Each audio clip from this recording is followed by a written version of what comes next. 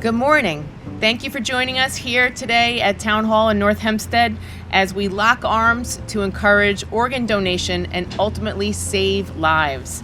April is National Donate Life Month across the country, but our efforts will not end on April 30th. Right now, in New York State alone, there are nearly 9,000 children and adults currently on the life-saving transplant list.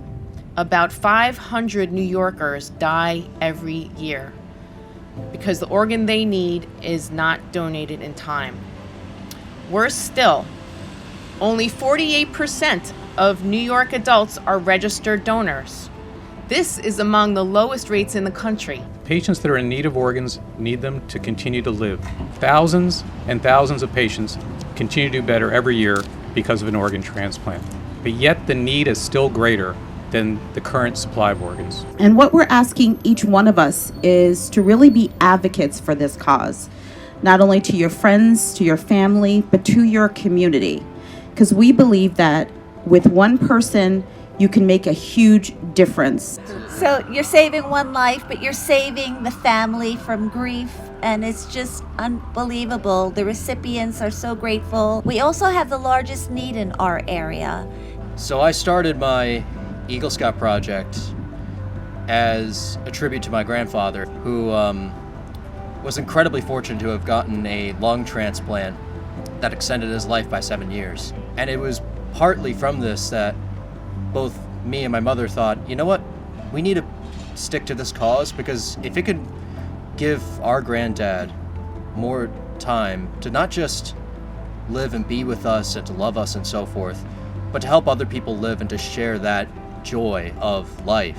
My start with transplantation started when I was 13 years old. I was a healthy, young 13-year-old girl living an everyday life, and I started to have really bad, severe stomach pains. They ended up wanting to do something called exploratory surgery in my abdominal region because I was presenting with pain in my stomach, which would have made sense. When they went in to do the abdominal surgery, I ended up going into cardiac arrest on the table. At this point, they said, send my parents home, because I come from the smallest Italian family you'll ever meet.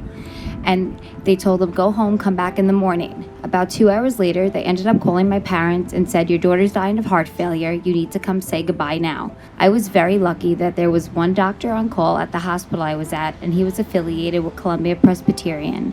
If it wasn't for him, I wouldn't be here today. And they told me I was going to need a heart transplant. And on July 6, 1996, a young boy named Matthew, who was in the middle with his sister and his stepfather, saved my life. If it wasn't for him, I wouldn't be here today. And I just turned 41 this year. And that's what transplantation is.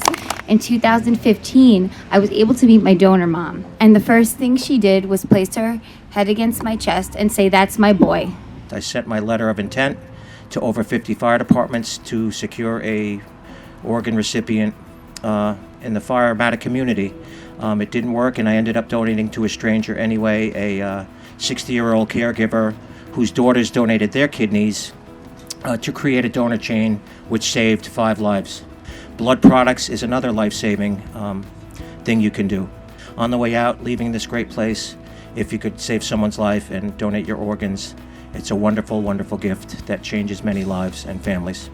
My luck, there's a person who jumped in and said, altruistically, I want to donate a kidney. My wife was able to donate a kidney. And doing this pairing, we were able to get this, done. And I'm going to receive a kidney from Brian Cooney. Altruistically, doesn't know anybody, just wants to come in and wants to save somebody's life. He saved mine.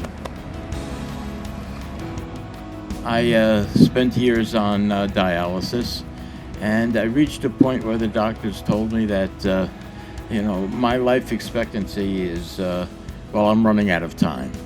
And it's amazing, there were a lot of people that attempted to see if they qualified, including my current congressman. And one of the people was a woman from Bayville. I didn't know her. She just read my story and said, I'd like to donate. I'm A negative. When can we do this? I would just like to wait till after my baby is born.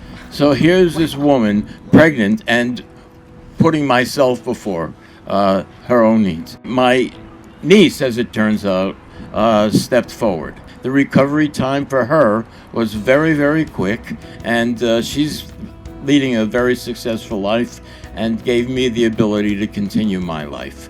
If just one person who sees or reads about us here today decides to become an organ donor, that person will save the lives of up to 8 people, and through tissue donation can improve the lives of another 75 more. Check your license right here and tell your family that these are your wishes.